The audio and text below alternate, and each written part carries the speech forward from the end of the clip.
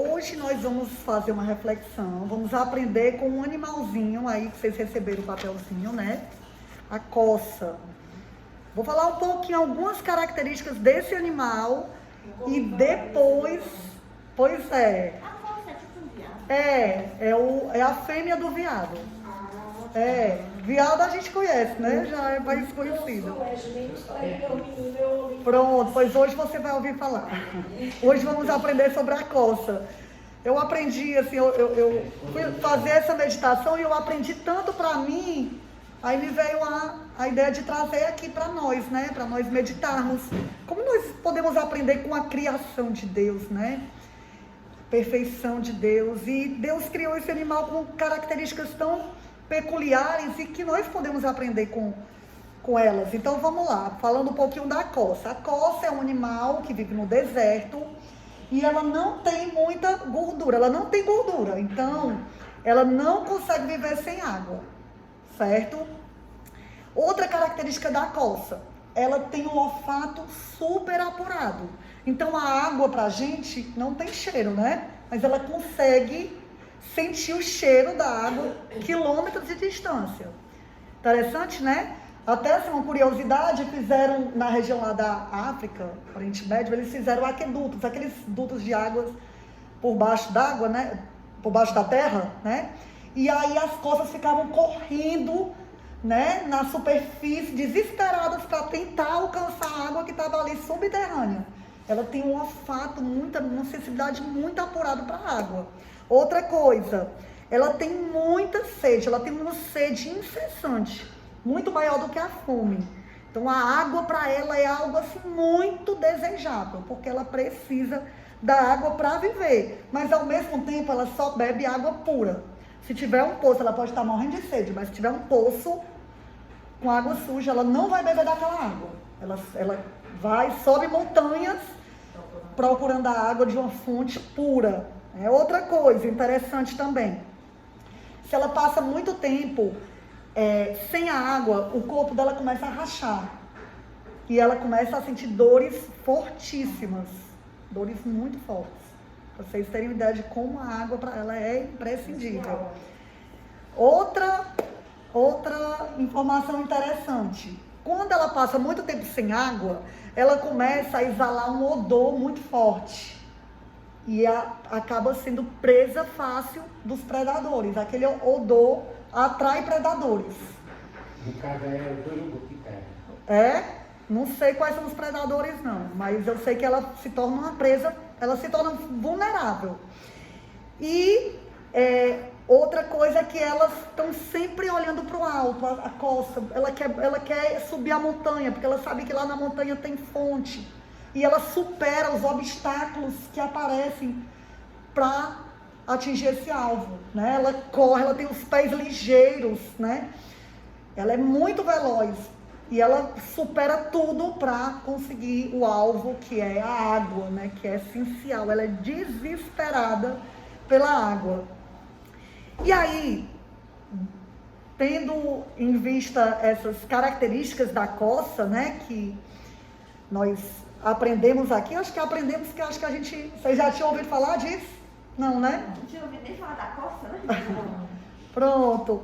Então, tendo como base essas características peculiares desse animal, né, da coça, eu quero ler com vocês esse versículo, esse primeiro versículo que está aí no papelzinho. Quem pode ler? Posso ler? Salmos 42, 1 e 2. Como a coça anseia por águas correntes, a minha alma anseia por ti, ó Deus. A minha alma tem sede de Deus, do Deus vivo. Quando poderei entrar para apresentar-me a Deus? Pronto. Aqui, o salmista usa esse animalzinho para falar da sede que ele tem de Deus. Como a coça. A gente viu aqui como é que é a coça pela água. Ou seja, Deus é essencial na vida dele, assim, de qualquer coisa. Exatamente. É isso que ele está querendo dizer. Olha, como a coça anseia pelas águas. A gente viu como é que ela anseia pelas águas. Como é que ela é desesperada pelas águas. Do mesmo jeito, a minha alma tem sede de Deus. E aí eu vou trazer algumas reflexões, que quem quiser comentar pode comentar, mas é mais para a gente se autoavaliar, tá certo? Vamos lá. Algumas perguntas, não precisa responder, só você com Deus, tá bom? No seu interior. A coça, a gente viu que ela não tem gordura, então ela precisa da água para viver. Será que Deus é a sua razão de viver? Será que você precisa de Deus dessa maneira? Será que você entende que sem Ele você não pode viver? Ele ocupa esse lugar na tua vida ou Ele ocupa apenas uma pequena parte da tua vida? Ele está só lá no cantinho. De vez em quando você tira Ele do cantinho e bota lá na sua vida, mas Ele só está no cantinho. Ele não está no centro da tua vida. Ele não é tudo para você como a água é tudo para a coça, né? Primeira reflexão. Segunda, né? A gente viu aqui como a coça tem sensibilidade para a água. Será que você é sensível para Deus dessa maneira? Você tem sede, você tem sensibilidade, ou você é indiferente para com as coisas de Deus, para com a voz de Deus? Para você tanto faz ouvir, ler a palavra de Deus, saber o que Deus quer para a sua vida? A coça, a gente viu que ela tem uma sede incessante, maior do que a fome, maior do que tudo. Será que Deus é assim para você? Ele é a sua maior necessidade? Ele ocupa o primeiro lugar na tua vida?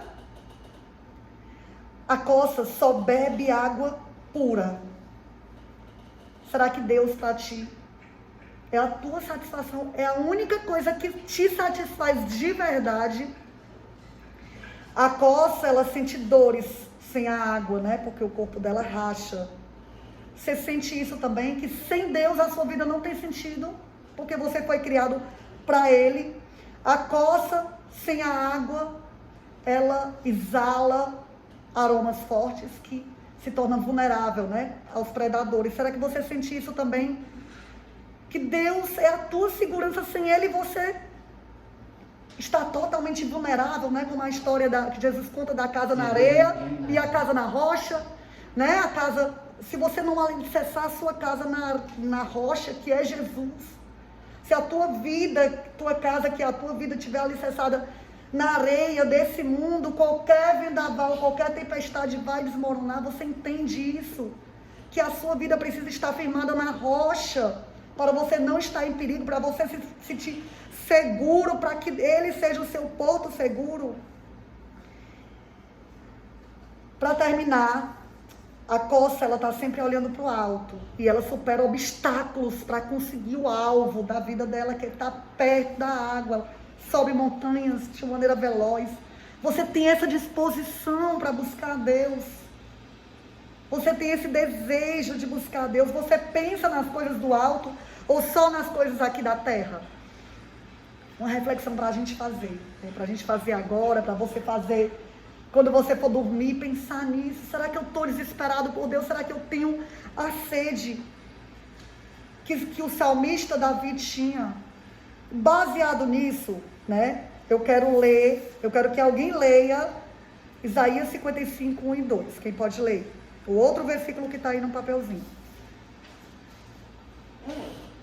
Venham todos vocês que estão com sede, venham às águas. E vocês que não possuem dinheiro algum, venham, comprem e comam. Venham, comprem vinho e leite sem dinheiro e sem custo. Por que gastais dinheiro naquilo que não é pão? E o produto do vosso trabalho naquilo que não pode satisfazer? Pronto. E aí, assim, se você está satisfeito com a sua vida, você está longe de Deus, mas está satisfeito, para você tudo ok, tranquilo, eu não tenho essa sede e também não tenho disposição de ter essa sede de buscar. Deus não tem nada para poder fazer para você, para oferecer para você. Mas se você tem um desejo de conhecer a Deus, se você tem sede, Deus tem um convite para você. E o convite a Valesca acabou de ler. Deus tem um convite para aqueles que têm sede, que têm disposição, que querem conhecê-lo. Ele está em busca dos sedentos. Desde o início, né, da humanidade, o homem se extraviou, mas Deus está lá em busca E agora ele pergunta, você tem sede, você quer? Se você quiser, eu tenho um convite para você. E o convite, a Valesca leu aí, lá em Isaías 55, começa dizendo, vocês que estão com sede, venham às águas.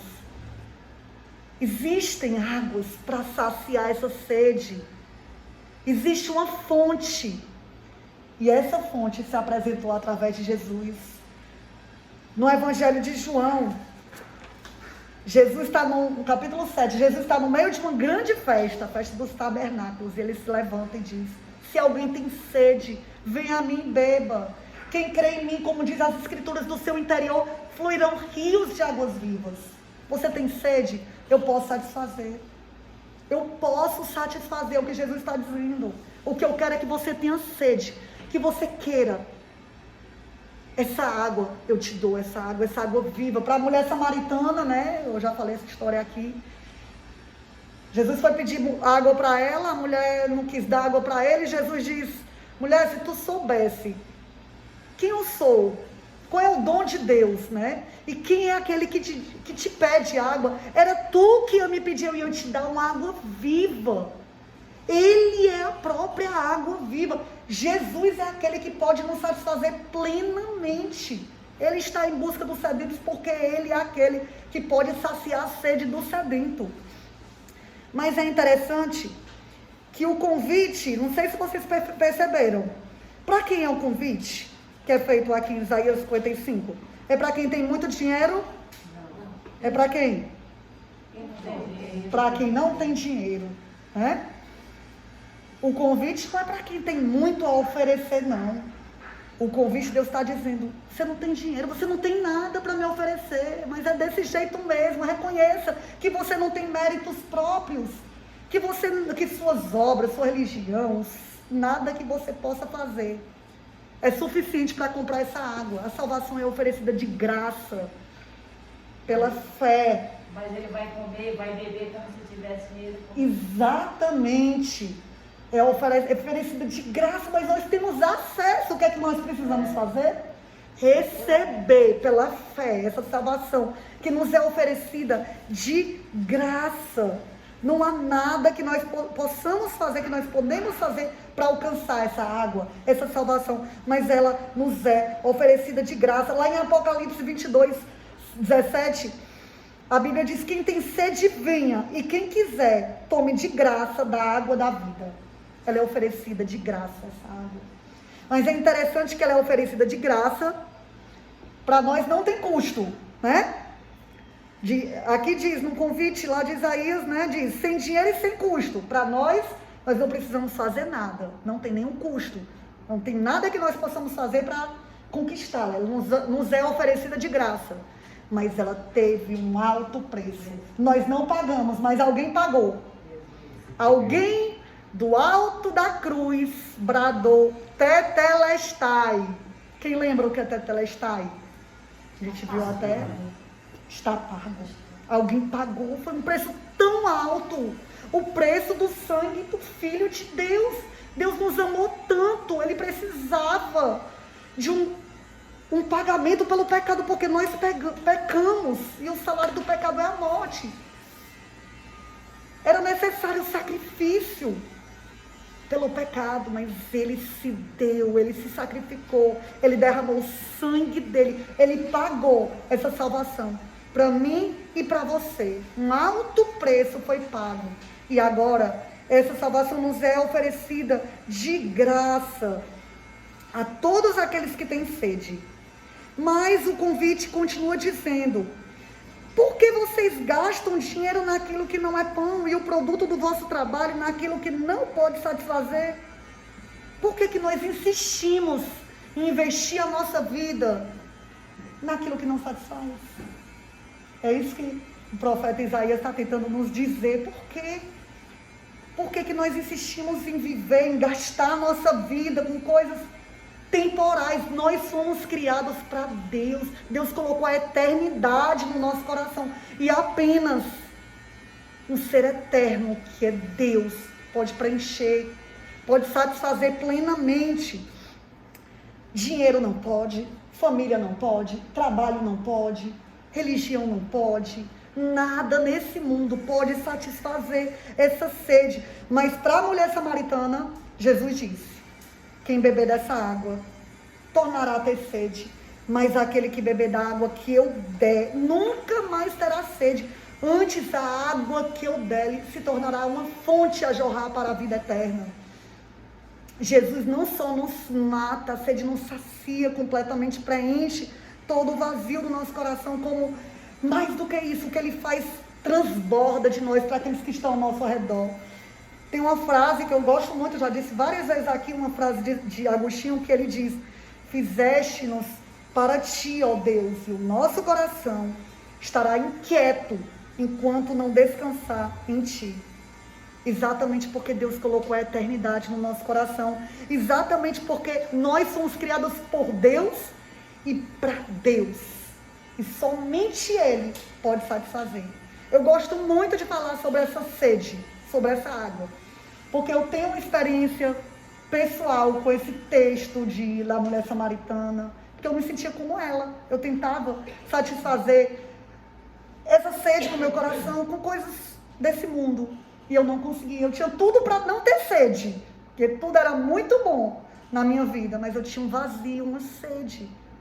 Até que eu entendi. Até que eu conheci de verdade Jesus. Não é porque eu mudei de uma religião para outra, não. Eu conheci Jesus. A água viva que saciou completamente a sede do meu coração. E hoje, o que eu sinto não é só satisfação, mas são rios de águas vivas correndo do meu interior. Por que a gente faz esse momento aqui? Porque os rios estão correndo. Porque a sede foi saciada, mas a gente quer mais de Deus. É interessante, né? A gente tem a nossa sede saciada, mas a gente quer mais. A gente quer mais.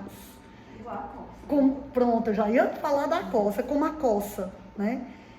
Não é uma escolha a água para as nossas vidas, é uma necessidade, nós precisamos, como a coça, que ela está sempre querendo a água. Nós temos sede, porque Ele é a água que nos satisfaz de uma maneira tremenda, de uma maneira maravilhosa. Que nós possamos meditar, que você possa meditar se realmente você tem essa sede. E se você não tem, peça a Deus: Senhor, eu quero ter sede de Ti, eu quero Te conhecer. Eu quero Te buscar, me ajuda, porque até esse agir de Deus, até esse agir para você ter sede, é o Espírito Santo que faz na nossa vida. Que Deus possa abençoar cada um de nós. Vamos cantar agora uma música que é o resumo do que a gente viu aqui.